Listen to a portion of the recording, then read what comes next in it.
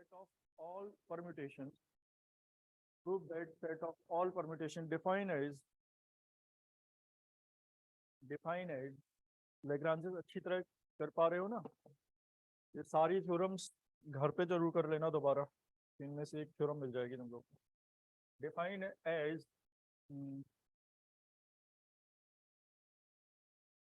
P x, ऐसे लिख लो, define as P A x equal to a dot x, P A x equal to a dot x. क्यों है ये यहाँ पर पी ए परम्यूटेशन? क्योंकि 1-1-on-2 मैपिंग है ना, ये पी की जगह एफ लिख लो, मतलब ये तो समझने वाला है। जैसे एफ सफिक्स में a x equal to a dot x, समझ पा रहे हैं? तो ये इसलिए करा रहे हैं, थ्योरम जो नई थ्योरम करने वाले हैं काफी बड़ी है और कुछ कंफ्यूजन रहेंगे उसमें। पहले एक क्वेश्चन करा देते हैं, उसके बाद करोगे तो ज्यादा आसानी से कर पाओगे, क्योंकि बहुत सारी चीजें उसमें एज्यूम करनी पड़ेंगी। For every a belongs to G, where G is a group, for every a belongs to G where, sorry x for every x belongs to G where, for every x belongs to G where G एक क्या है, एक group है। ठीक है, क्या prove करना है हमें? इस फॉर्म में जितने भी परम्यूटेशन आएंगे से क्या बनेगा? परम्यूटेशन क्यों है पहले तो ये समझो। क्या ये 1-1-on-2 मैपिंग है? बिल्कुल है, क्योंकि x की एक वैल्यू पर एक ही आंसर मिलेगा हमें। ऑन टू क्यों है? क्योंकि हर एक इमेज किस पर डिपेंड, जैसे ए डॉट एक्स है, ए से बनेगी, या ऐसे समझ सकते हो एक्स से बनेगी। ए डॉट वाई किससे बनेगी? वाई से, समझते होगे शायद ये। तो देखो क्लोजर, इसके आगे ये और ऐड कर लेना, ए बिलोंग्स टू एक्स भी जी से है और ए भी जी से है। बाकी अभी जो नेक्स्ट थ्योरम करेंगे उसमें यूज में आएगा ये, ठीक है, कैलिस थ्योरम में। तो थोड़ा फास्ट कर लेता है। बताओ सबसे पहले क्या मानोगे? लाइक जी तो एक ग्रुप ऑलरेडी है उसमें, जिसमें एलिमेंट ए बी सी है। हमें एक और ग्रुप मानना है, कौन सा? क्या प्रूव करना है? सेट ऑफ ऑल परम्यूटेशन, किस फॉर्म वाले? जो इस ऐसे डिफाइन किए जाएं। तो बताओ कि नया सेट मानना पड़ेगा एक, जी डैश लिख लें इसको। जी डैश के अंदर क्या क्या आएगा बताओ? नहीं, set of all permutation, permutation एक फंक्शन है। क्या लिखोगे? फंक्शन क्या है? पी ए नहीं, ओनली देखो ऐसा है ना, एफ एक्स इक्वल टू जैसे हम लिखते हैं एक्स स्क्वायर, ये होता है ना फंक्शन। तो इसमें फंक्शन को क्योंकि बार बार वो इनके एलिमेंट से जनरेट हो रहा है, इसलिए पी ए लिखा गया है। तो बताओ क्या लिखोगे? पी ए, एक और पी बी लिख लें, और एक और पी सी डॉटेड। सही है, ये सेट ऑफ ऑल परम्यूटेशन हो गया इस फॉर्म का, जहां पी ए एक्स डिफाइन किया गया है कैसे? ए डॉट एक्स, तो पी बी एक्स क्या हो जाएगा? B dot X. इसमें तो कोई परेशानी नहीं होनी चाहिए। तो ये set of all permutation define as P A x equal to, ये समझ आ गया, जहां P A x equal to A X, P B X को क्या लिखोगे? B x. इसी फॉर्म के हो गए ना सारे ये। इसको क्या प्रूव करना है? पढ़ो उसमें क्या लिखा है एक बार, तो दिमाग बंद करके आते हो तुम लोग। विंटर वेकेशन पता है क्यों होती है? इसीलिए बच्चों का दिमाग बंद हो जाता है। दोपहर में आओ तुम लोग। बताओ जी डैश, ये सेट हो गया ऑल परम्यूटेशन का, क्योंकि ऐसे डिफाइन किए गए हैं। इसको क्या प्रूव करना है? लिखाया नहीं है क्या? अच्छा अच्छा, define as form, form a group, form a group, form a group लिखाया नहीं है। अब समझ गए क्या प्रूव करेंगे? जी डैश को एक ग्रुप प्रूव करेंगे, कैसे बताओ? कैसे? जी को एक नॉन एम्प्टी क्या, नॉन एम्प्टी तो है, जी डैश के लिए क्लोजर प्रॉपर्टी एसोसिएटिव, ये सब प्रूव कर देते हैं चारों प्रॉपर्टी। तो लिख लेना to prove G dash, G dash is a group. Under क्या लिखोगे, जो भी ऑपरेशन चाहिए हो जनरली डॉट ही लिखते हैं हम, ठीक है। तो बताओ क्या क्लोजर प्रॉपर्टी बताओ।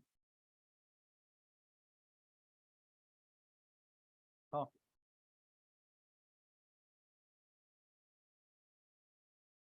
क्लोजर प्रॉपर्टी मतलब क्या प्रूव करना है, दो एलिमेंट लोगे, P A comma P B belongs to G dash लोगे फॉर एवरी, क्या प्रूव करोगे, सच दैट नहीं इंप्लाइज, प्रूव क्या करेंगे, इनका प्रोडक्ट भी जी डैश में होगा। दो फंक्शंस का प्रोडक्ट कैसे करते हैं, देखो फंक्शन कभी अगर ये पूछा हो एक फंक्शन एफ है और दूसरा जी है, ऐसे पी ए और पी बी क्या है, दो फंक्शन है, पी की जगह हम एफ ए एफ बी भी लिख सकते थे, समझ आ गया इतना। और अगर चाहो तुम लोग तो ये लिख सकते हो इसमें कि एफ ए एक्स, जिन लोगों को इसमें कंफ्यूजन हो पी क्या है यहाँ पर, एफ ए एफ बी, बाद में क्या प्रूव करेंगे हम, इनका प्रोडक्ट भी जी डैश में आएगा। तो प्रोडक्ट करना आना चाहिए हमें, पढ़ा होगा तुम लोगों ने एफ ओ जी, ऐसे ही एफ डॉट जी एक्स भी पढ़ा। तो पहले कोई एक इंडिपेंडेंट वेरिएबल लेना पड़ेगा तभी तो लिख पाएंगे ना फंक्शन, फंक्शन का प्रोडक्ट ऐसे कैसे लिख लें हम, पहले क्या लिखना पड़ेगा, एक्स लिखना पड़ेगा, बाद में हटा देंगे उस एक्स को, तो एफ डॉट जी पता चल जाता था। याद है कुछ कैसे करते थे, पहले जी को एक्स से ऑपरेट कर देते थे, फिर जो वैल्यू आती थी एफ से सॉल्व करते थे, यही होता था। तो पहले क्या लिखना पड़ेगा बताओ इसमें, P A dot P B, X लिख लें ये साथ में ही, समझ पा रहे हो। तो फंक्शन की डेफिनेशन होती है फंक्शन का प्रोडक्ट, ये फंक्शन ही है ना, कैसे पहले इन दोनों को सॉल्व करेंगे, आता है ये। तो बताओ अब कौन बताएगा, P A P B X equal to लिख सकते हो पी ए और पी बी एक्स, बताओ ये लिख सकते हो या नहीं। अब पी बी एक्स कौन बताएगा, पी ए एक्स पता है हमें, हाँ, P A equal to, sorry P A यहाँ पर बी एक्स आ जाएगा, बी डॉट एक्स लिख सकते हो। अब एक बात बताओ, हम पी ए और यहाँ पर ये ट्राइंगल, इसको क्या लिख सकते हैं, ए डॉट ट्राइंगल, हाँ या नहीं। तो बताओ इसको क्या लिख सकते हो, P A B X, A B X यही आएगा, और एसोसिएटिव से, क्यों, क्योंकि ए बी तो जी के एलिमेंट है ना ग्रुप के, क्लियर हो गया ये। तो एक मिनट, हाँ अभी ये लेकिन कंप्लीट नहीं हुआ है। अब एक बात बताओ जरा, अगर P A x equal to A X है तो ए बी एक्स क्या हो जाएगा, पी ए बी एक्स नहीं है, इसकी बात कर रहे हैं हम। तो इसको क्या लिख सकते हो, पी ए बी एक्स, ये है किसकी value, P A dot P B, dot लगा रहे हो तो हर जगह लगाना, कहीं कहीं छूट रहा है हमसे, तो हर जगह लगाओ वरना कहीं मत लगाओ डॉट। फिर क्या लिखोगे, एक्स, एक्स से एक्स हटा सकते हो, क्या मिला हमें, P A dot P B equal to P A B, यही आया। अब बताओ क्या ए कॉमा बी, क्या ये बिलोंग करता है जी को, अगर ये बिलोंग कर जाएगा तो ये भी, और यही तो प्रूव करना था हमें इनका प्रोडक्ट, कैसे करता है वो बताओ, क्योंकि इसमें क्या लिखा हुआ है, सेट ऑफ ऑल एलिमेंट जिसमें ये किससे हैं, जी से हैं। अब अगर पी सफिक्स में हम यहाँ पर क्वेश्चन मार्क लिखते हैं, क्वेश्चन मार्क लिखते हैं तो कैसे जी डैश पर आएगा ये, अगर ये क्वेश्चन मार्क किसको बिलोंग करता है, जी को, क्वेश्चन मार्क, क्वेश्चन मार्क अगर जी को बिलोंग करता है तो पी क्वेश्चन मार्क किसको बिलोंग कर जाएगा, जी डैश को, यहाँ बताओ, ए भी बिलोंग करता है, नहीं नहीं, ए किसका है यहाँ पर, ए किसमें बिलोंग करेगा, where A comma B comma C belongs to G, dotted line लगाएंगे। तो एक बात बताओ, ए बी किसको बिलोंग करेगा, तो क्या लिख दोगे, belongs to G dash since a b belongs to G. थोड़ी अलग थ्योरम है, बस थ्योरम की तरह मत देखो उसको, क्वेश्चन की तरह देखो। क्लोजर प्रॉपर्टी हो गया। अब एक बार मल्टीप्लाई कर लिया तो दोबारा मल्टीप्लाई करने की जरूरत नहीं है, डायरेक्ट लिख देंगे हम। जैसे हम ये सीख गए, देखो P A b equal to P A B है, P A into P B equal to P A b. तो अगला एसोसिएटिव ज्यादा आसानी से कर सकते हो। बताओ एसोसिएटिव में क्या लिखोगे।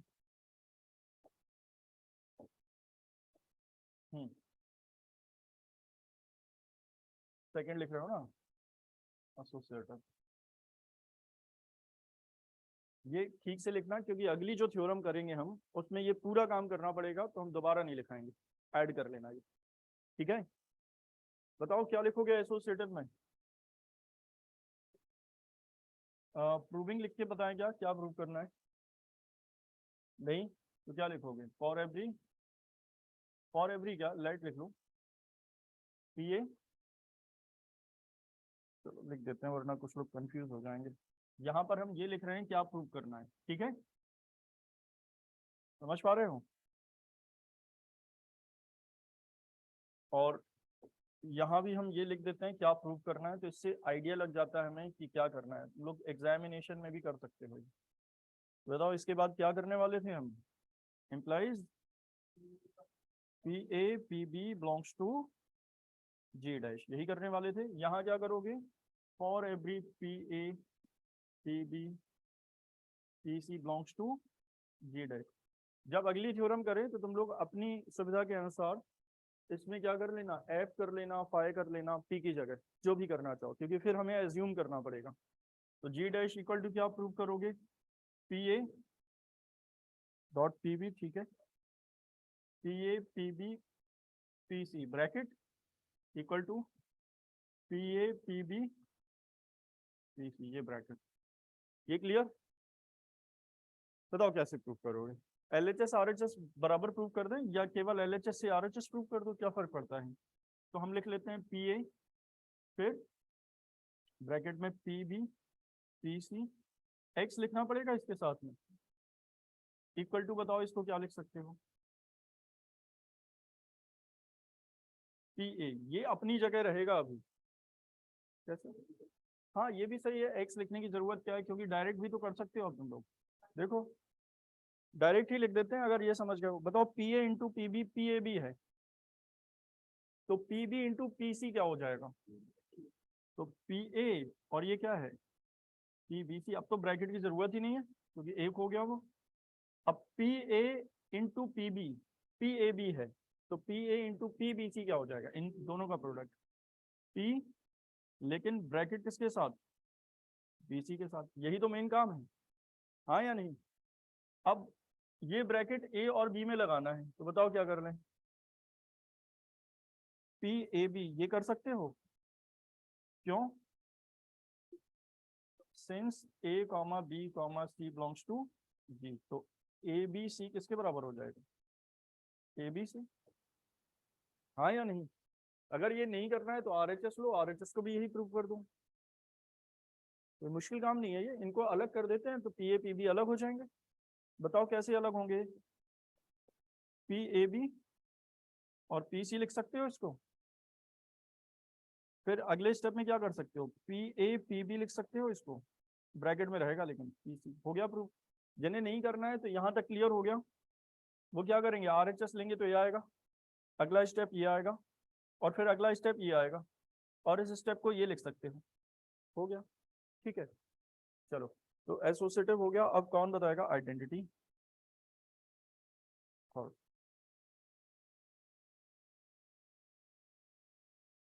कितने स्टेप में करते हो, दो स्टेप में। क्या प्रूव करोगे, for every P A belongs to G dash there exist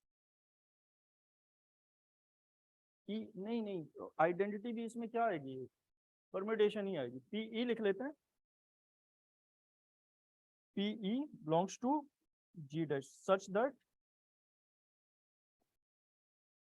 P, क्या लिखोगे बताओ, P A dot P E equal to P A. ये समझ पाते हो लैंग्वेज।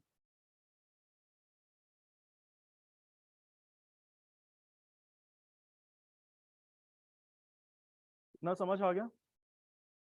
चलो तो बताओ क्या करोगे अब। कैसे, दो स्टेप होते हैं इसमें। पहले ये पता करो आइडेंटिटी है क्या, हमने एज्यूम किया अभी तो पीई, और फिर ये प्रूव करो क्या इसमें है वो सेट में।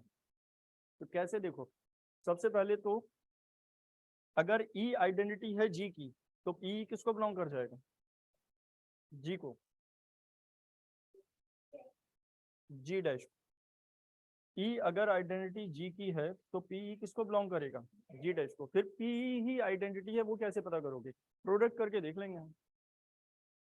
क्या लिखोगे, सिंस ई इज, या लेट ई इज क्या, identity of G, therefore P E belongs to क्या आया, जी डैश। एक पार्ट हो गया। दो चीजें क्या करनी पड़ती है, बिलोंग करता है ये सेट को, और दूसरा यही आइडेंटिटी है। तो आइडेंटिटी अभी तो हमने एज्यूम की है, अब ये कैसे प्रूव होगा कि यही आइडेंटिटी है। इस एलिमेंट से, मतलब इस परम्यूटेशन से किसी भी दूसरे परम्यूटेशन का मल्टीप्लाई करके देखो, दूसरा वाला परम्यूटेशन चेंज नहीं होगा। क्या करोगे बताओ। नाउ यहाँ जगह नहीं तो यहाँ लिख देते हैं नाउ। क्या फाइंड करके दिखाओगे, पी ए पीई। अगर ये वापस पी ए आ जाता है तो इसका मतलब यही आइडेंटिटी है, यही होती है ना प्रॉपर्टी। तो इक्वल टू पी ए ई लिखोगे, और ए ई किसके बराबर है, ए के बराबर। क्यों, समझ गए होगे शायद कैसे। ई आइडेंटिटी जी की है और जी का एलिमेंट ए है, ए डॉट ई क्या आ जाएगा, ए। तो P A dot P E equal to P A prove कर दिया हमने। मतलब पी ई में प्रोडक्ट करने से पी ए का पी ए चेंज नहीं होगा। अगला करें, नोट करो जल्दी फास्ट। अब इसके बाद बताओ इनवर्स कैसे करो। इनवर्स भी बिल्कुल सेम आइडेंटिटी की तरह होता है। पहले हम इनवर्स कुछ एज्यूम कर लेते हैं, लिख लेते हैं क्या प्रूव करना है, बताओगे।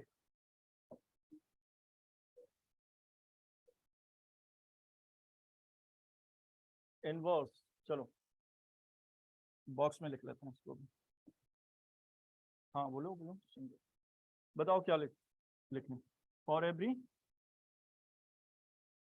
P A belongs to G dash there exist P A dash. P A dash मतलब इनवर्स क्या हो सकता है इसका, ये समझ में आ गया होगा तुम लोगों को। पी ए इनवर्स, देखो अगर समझ आ गया तो पहले से लिख लो, पी ए इनवर्स। ये इनवर्स हो सकता है किसका, पी ए का। ये हो सकता है, अभी हमें पता नहीं है। तो पी ए डॉट ये करके देखेंगे, पी अगर बन जाए, आइडेंटिटी बन जाए परम्यूटेशन वाली, तो पी ए इनवर्स ही तो आएगा ये, तो पी बन जाएगा। तो क्या लिखोगे बताओ, there exist P A inverse. वो बात अलग है, बाद में हम पी ए इनवर्स भी प्रूव करेंगे, साइट में है। अभी तो केवल ये फॉर्मूला लिख रहे हैं कि ये प्रूव करना है। There exist P A inverse belongs to G dash such that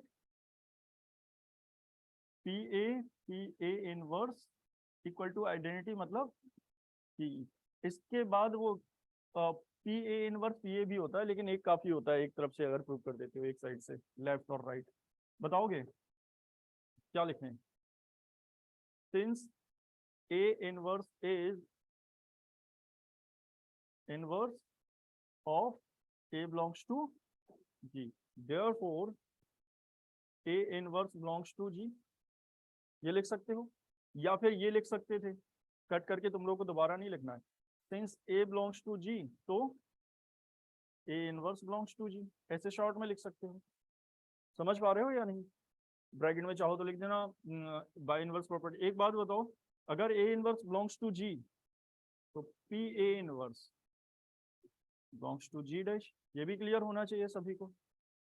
now now क्या फाइंड करोगे, P A inverse G dash में तो है, यही इनवर्स से कैसे प्रूव होगा, बोलो। पी ए इनवर्स का पी ए में मल्टीप्लाई करो, या फिर पी ए में पी ए इनवर्स का करो, वापस क्या आ जाना चाहिए। तो हमें पता है पी ए इनवर्स आएगा ये, और इसको क्या लिख सकते हैं, P E which is identity of G dash. ठीक है, इनवर्स के बाद भी करना है कुछ, अगर अबेलियन प्रूव करना होता तो हम करते, लेकिन अबेलियन तो प्रूव नहीं करना है। एक और लिखो फिर करते हैं थोड़ा। ये समझ आ गया होगा शायद सभी को। आइसोमॉर्फिज्म समझते हो?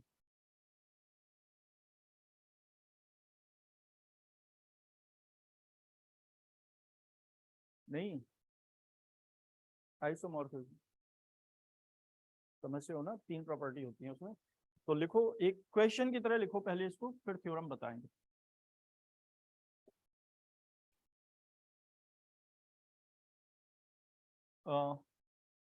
Late capital G equal to A comma B comma C dotted, या x1 x2 लिख लेते हैं।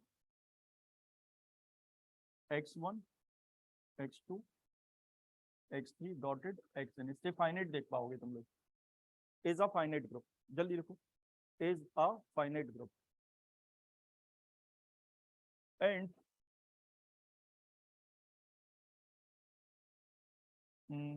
इसको P ही लिखें या F लिख लें? एक सेट और है G डैश, P ही लिख लें।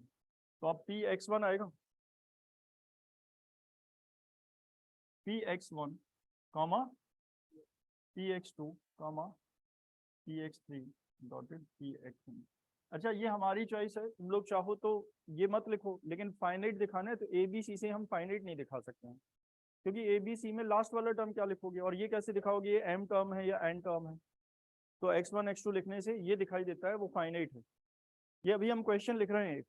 तो जी, ये क्या है, let G be a group लिख लिया था, be a finite group and G dash be a group of permutation, या परम्यूटेशन ग्रुप भी कह सकते हो इसको, क्या, परम्यूटेशन ग्रुप। ये तुम लोगों ने पढ़ा होगा पहले, जब हम परम्यूटेशन परम्यूटेशन जब हमने पढ़ा था तो उसमें एस ग्रुप नहीं होता था, एस नॉन एम्प्टी सेट होता था, और उस पर एक mapping which is 1 1 and on 2 हो, तो वो परम्यूटेशन बन जाती थी। तो अब ये हमने परम्यूटेशंस का सेट लिखा है, मतलब फंक्शंस का set, they all are 1 1 and on 2, हाँ या नहीं? तो परम्यूटेशन ग्रुप सच दैट, या डिफाइन एज लिख लेना, सच दैट, बताओ P x1 x ये किसके बराबर होगा, वही पहले वाले से, x1 डॉट x। ठीक है, ए लिखते तो ए लिख लेते, देन prove that,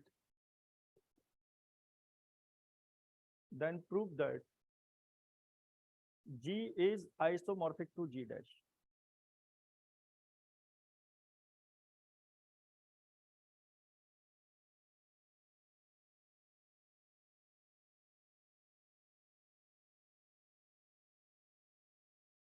अच्छा, आइसोमॉर्फिज्म मैपिंग कौन सी बनती है इसमें से?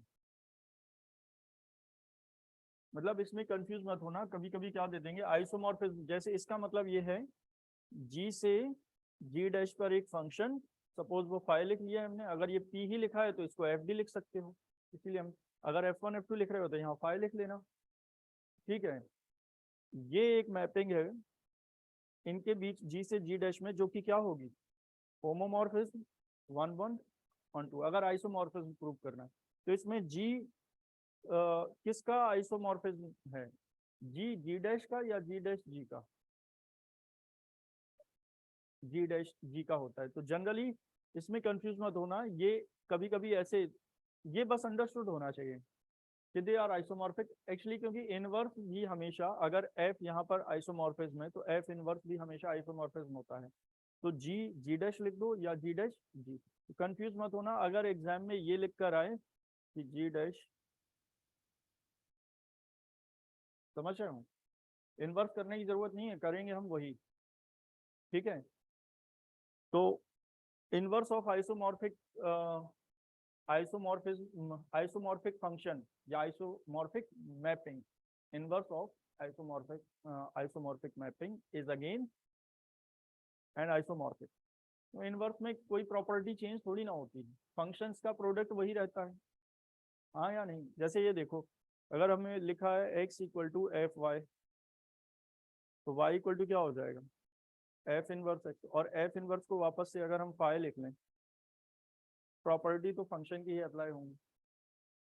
और मेन होता है 1 1 ऑन टू नहीं, मेन तो होता है ऑन टू, तो हो ही जाएगा, 1 1 भी हो जाएगा इनवर्स में हमेशा, क्योंकि एक से दूसरे पर ही आते हैं। मेन होता है होमोमॉर्फिज्म, और inverse of homomorphism again homomorphism होता है। बस इतनी प्रॉपर्टी ये प्रूव करना है। तो थ्योरी में लिख सकते हो, थ्योरी में क्या लिख सकते हो, या तो ये लिख कर आएगा देन प्रूव दैट ये, या फिर लिख कर आएगा there exist a function F from G to G dash. ठीक है, there exist an isomorphic mapping from, prove that के बाद there exist an isomorphic function from. ठीक है, तो ये क्लियर हो गया, ये क्वेश्चन कंप्लीट है। जब हम थ्योरम का, अभी हमने थ्योरम नहीं की है, ये करना एक बार आ जाए, क्योंकि थ्योरम बिल्कुल अलग है। लैग्रांजेस तो पता नहीं है ठीक से, ये कैसे पता कर पाओगे? बताओ लैग्रांजेस थ्योरम क्या होता है?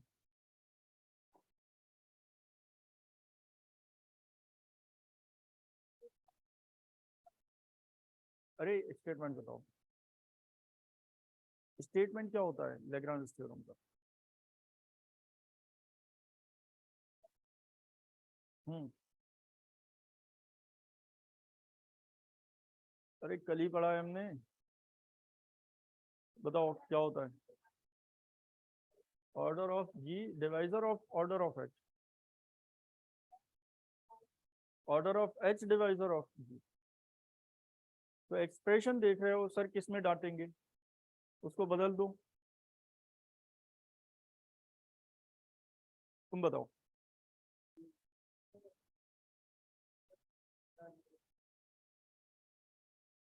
अरे प्रूविंग मत बताओ, स्टेटमेंट बताओ केवल। मतलब होता क्या है लैग्रांज थ्योरम? स्टेटमेंट पता होगा तब प्रूव कर पाओगे ना, यही है स्टेटमेंट। बहुत गए गुजरे हो, तो गधे भी नहीं कह सकते हैं, खच्चर हो। मतलब सभी जो जो लोग नहीं पढ़ रहे हैं सारे खच्चर हैं। ऐसे एक एक दिन पहले का भूल जाओगे फिर कैसे? कल बोला था हमने बहुत इंपॉर्टेंट थ्योरम है। फिर से बताओ एक बार, क्या एम अपॉन एन, क्या एम पता नहीं है, केवल स्टेटमेंट बताओ ना सीधे थ्योरी में। स्टेटमेंट का मतलब समझ रहे हो ना, है क्या लैग्रांज थ्योरम ये बताओ। हो सकता है समझ नहीं पा रहे हो हम क्या पूछ रहे हैं। जल्दी सही स्टेटमेंट बताओ, तो अपना स्टेटमेंट वापस ले लेंगे खच्चर वाला।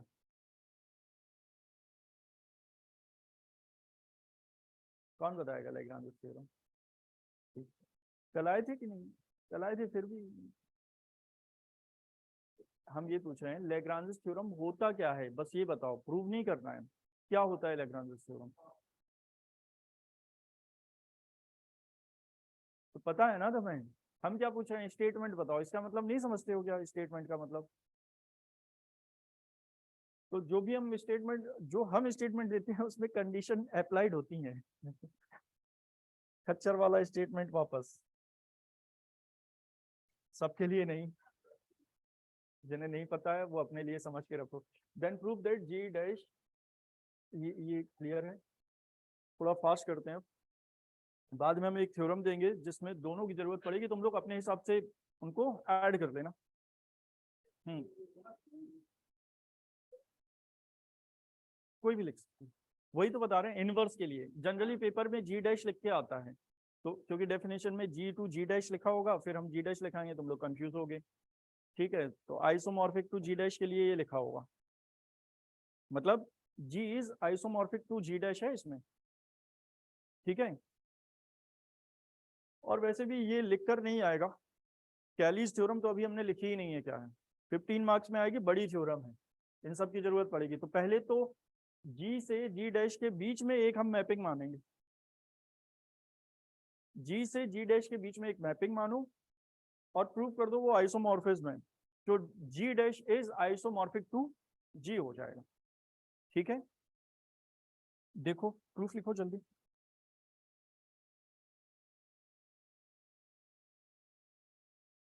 वो सही पढ़ाई नहीं कर रहे हो। अभी देखते हैं प्रूविंग कितने लोगों को आती है। हाँ बताओ, सबसे पहले तो इनके बीच में एक मैपिंग मान लें। समझो ये जरा, ये क्या है? नेक्स्ट पेज में करना पड़ेगा, नोट कर लिया ना तुम लोगों ने? सपोज ये है एक ग्रुप, ये ग्रुप है क्या? और ये ठीक है, दूसरा ग्रुप है। तो अगर ये जी है, ये जी डैश है, इनके बीच में हमें पहले तो इनके एलिमेंट्स बताओ।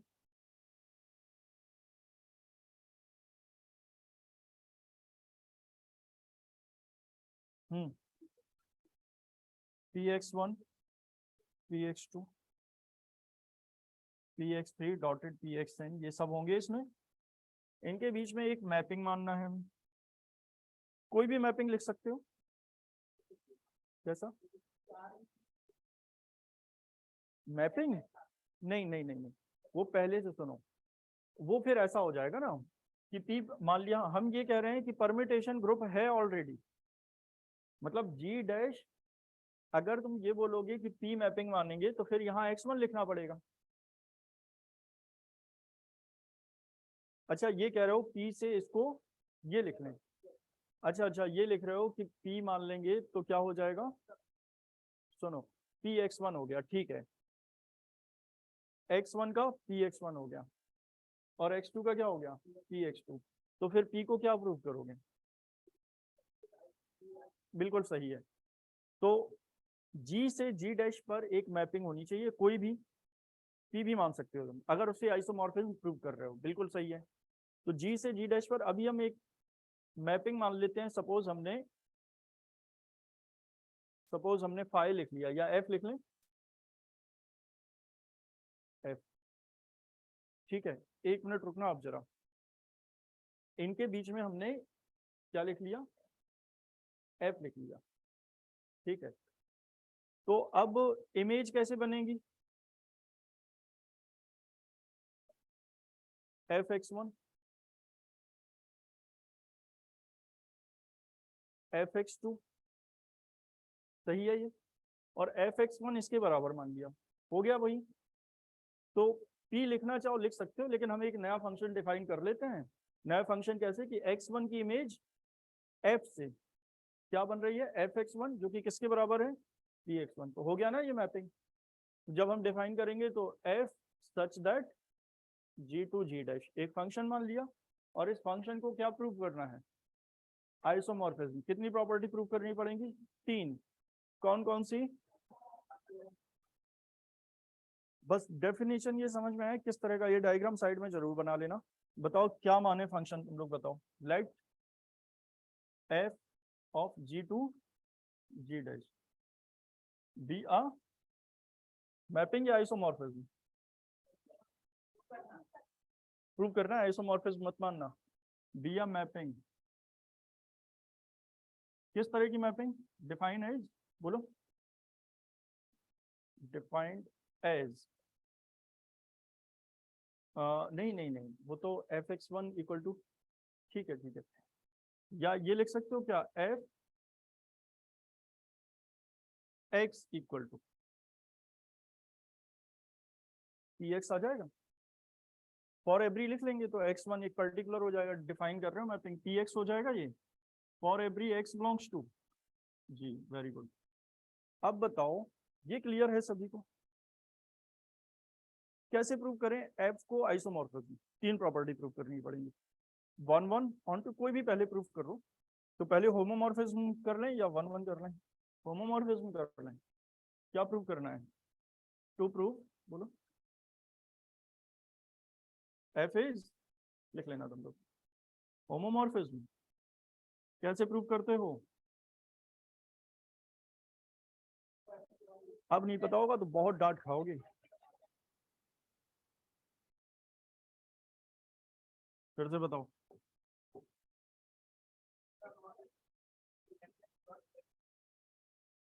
एफ एक्स डॉट वाई, तो यहाँ पर एक्स वन एक्स टू लिख लें, x one dot x two. अब प्रूव करेंगे f x one dot F x two आ जाए किसी भी तरह, हाँ या नहीं? चलो बताओ कौन बताएगा। देखो ध्यान से, F x equal to P X है। एफ एक्स इक्वल टू किसके बराबर है? तो एफ डेल्टा किसके बराबर होगा? P delta. तो ये किसके बराबर होगा? P x one x two. समझ पा रहे हो? X two P x one x two होगा या नहीं? ठीक है।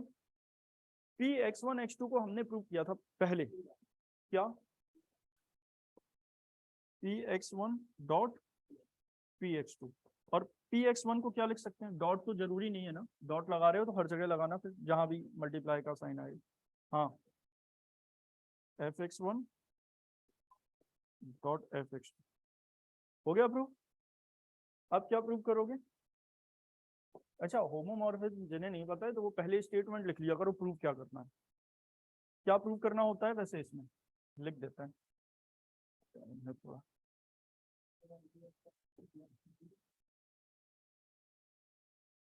जिन लोगों ने पहले नहीं पढ़ा है वो इस तरह की थ्योरम जरूर करें, क्योंकि 15 मार्क्स में थ्योरम जो आएगी, वो समझ रहे हो कितने नंबर का पेपर होता है तुम लोग का? अब 75 का होता है, तो 15 मार्क्स के 3 आते हैं मतलब अब, या 2 करने को आते हैं? नहीं, अटेम्प्ट कितने पड़ते हैं, कितने करने पड़ते हैं? 3, 45 मार्क्स है, समझ लो। ठीक है, तो 15 मार्क्स वाला क्वेश्चन तो छूटना ही नहीं चाहिए। 2 मार्क्स वाले सारे छोड़ के आ जाओ, 2 मार्क्स वाले नहीं आते हैं। कितने? 5 मार्क्स वाले सारे कभी छूट ही नहीं सकते हैं, कम पढ़ दो, क्योंकि 10 में से करने पड़ते हैं, 10 में 6 करने पड़ते हैं। तो वो जब जो सबसे गया गुजरा होगा उसके भी 10 में से 4 तो हो ही जाएंगे। 4 तो ऐसे क्वेश्चन आ जाते हैं जिसमें कुछ भी नहीं पढ़ा हो तो भी कर लोगे। 10 में से 4 तो आसानी से कर ही सकते हो, 2 छोड़ देना। तो जरूरी थोड़ी ना है कि पूरे 75 मार्क्स लाओगे, वो वैसे भी आएंगे नहीं। 65 लेके आ जाओ, ठीक है, लेकिन 15 मार्क्स का नहीं छूटना चाहिए क्वेश्चन। चलो आगे बताओ। तो यहाँ क्या लिख लोगे बताओ? क्या प्रूव करना पड़ता है होमोमॉर्फिज्म में? F X Y. चलो एक्स वन एक्स टू से ही लिख रहे हो, डेफिनेशन तो कैसे भी लिख सकते हो। X one x two equal to F x one x two for every, sorry sorry, हाँ हाँ सॉरी, चलो फिर से बताओ। Dot F x two for every x one x two, x one comma x two belongs to G करना। 1 1 जल्दी। Second क्या लिखोगे? एफ इज 1 1, बताओ।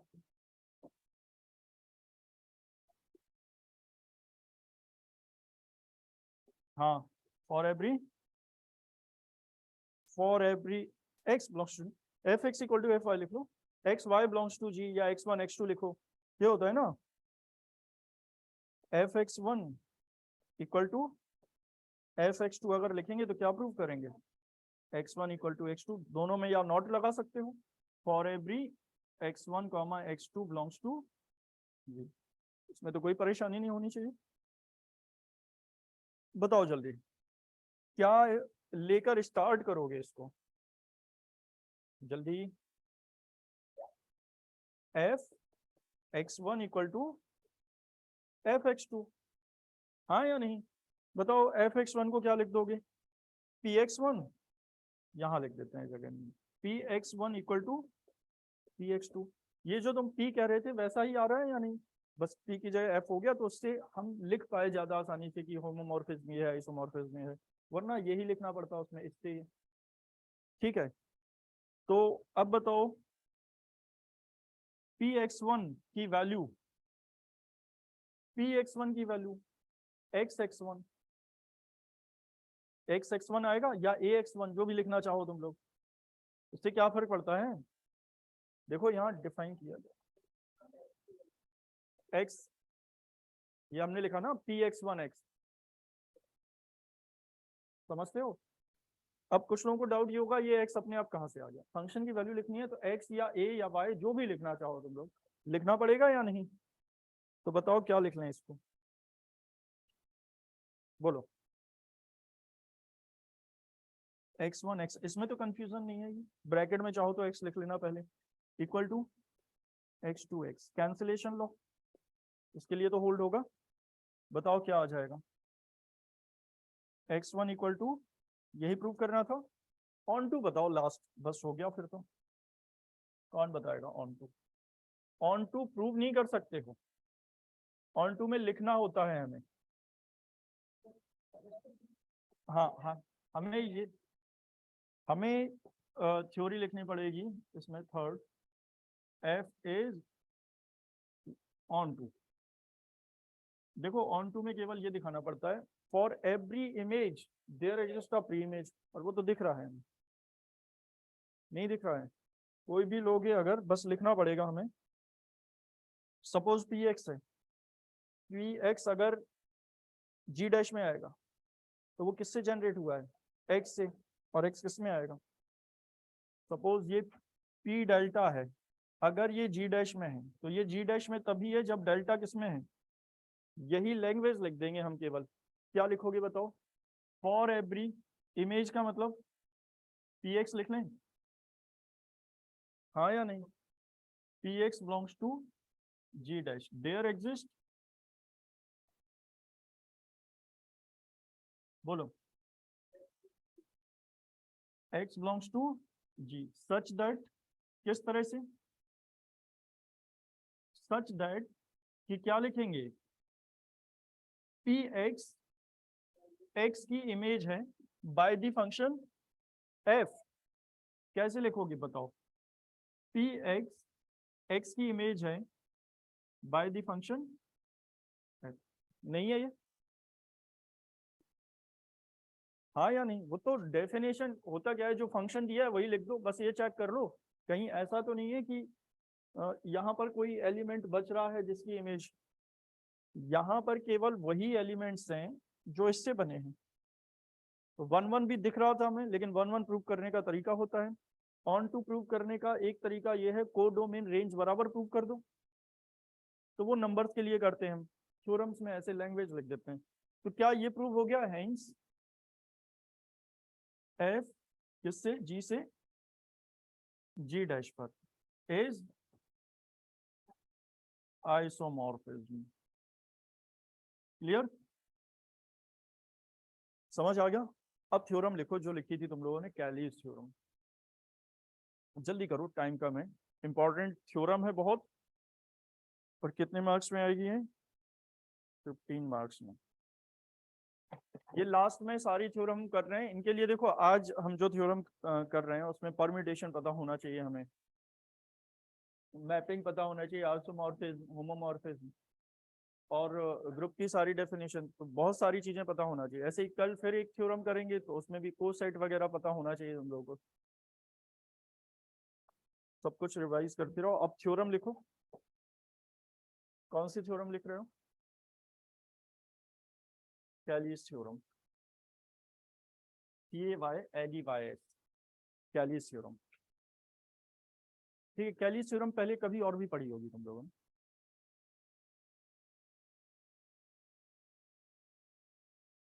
कैली हैमिल्टन की बुक, कैली हैमिल्टन थ्योरम की, चलो लिखो, every finite group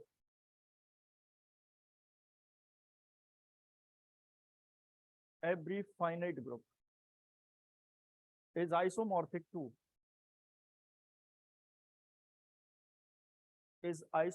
to a permutation group.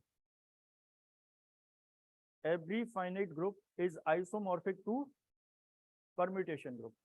ये थ्योरम हमने ऐसे क्यों नहीं कराई है, क्योंकि ये फिर याद करना पड़ता है, मैं देख रहे हो कितना कुछ है उसमें, अपने आप फंक्शन मानो ये सब, तो पहले हमने एक बार करा दिया तो अब तुम लोग को ये याद रहेगा कि हाँ फंक्शन ये मान लेना चाहिए हमें, और ऐसा नहीं है जो हमने इस फंक्शन के लिए प्रूव किया है, फंक्शन की डेफिनेशन क्या थी हमारे, F A x equal to A X, या पी लिख रहे हो तो पी ए एक्स, तो ऐसा नहीं है केवल इससे ही प्रूव होगा, और भी ऐसे फंक्शन एग्जिस्ट होंगे, लेकिन हमने पहले इसीलिए इसको एक क्वेश्चन की तरह करा दिया है, जिससे कि तुम लोग को फंक्शन याद रहे, दोबारा चेंज करने की जरूरत नहीं है, चेंज करोगे तो फिर सब कुछ नया करना पड़ेगा, तो एवरी, क्या लिखा, every finite group is isomorphic to permutation group, अब ध्यान से देखो, सपोज हमने ग्रुप ये मान लिया और फाइनाइट है तो x1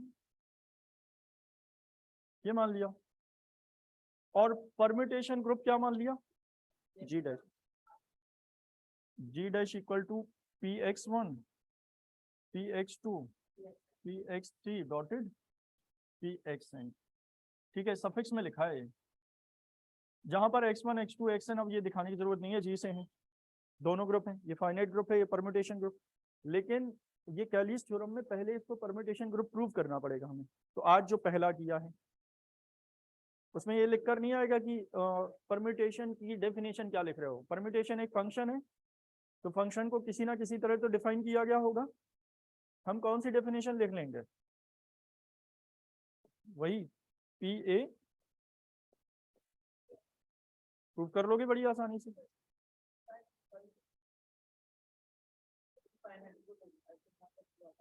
to a permutation group, तो पहले हमें परम्यूटेशन, देखो ऐसा है, ये हमें कैसे पता परम्यूटेशन ग्रुप है, हम प्रूव कर चुके हैं इसलिए पता है ना, क्योंकि हमने ये क्वेश्चन प्रूव करके देख लिया, इसलिए तुम लोगों को लग रहा है कि अगर हम डायरेक्ट कैलिस थ्योरम लिखाते, पिछला नहीं लिखाते, परम्यूटेशन ग्रुप याद करके नहीं जाना है।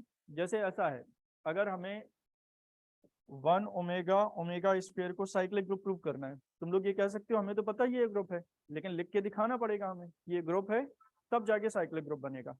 ऐसे ही उसमें क्या लिखा हुआ है कि प्रूव दैट एक ग्रुप आइसोमॉर्फिक है टू अ परम्यूटेशन ग्रुप। तो पहले देखो, एक ग्रुप एज्यूम कर लेंगे हम, कोई ग्रुप एज्यूम करने का मतलब इससे प्रूव करने की जरूरत नहीं है, इसमें तो प्रॉपर्टीज वो सारी होंगी, लेकिन ये तो दिखाना पड़ेगा ना हमें इससे ही जनरेट हुए हैं ये। हाँ सेट पता है ये, तो परम्यूटेशन ग्रुप पहले हम प्रूव कर लेंगे, पहले हमें फाइंड करना पड़ेगा परम्यूटेशन ग्रुप क्या है। अब तुम लोगों को याद है, लेकिन एग्जामिनर को ये दिखाना पड़ेगा हमें कि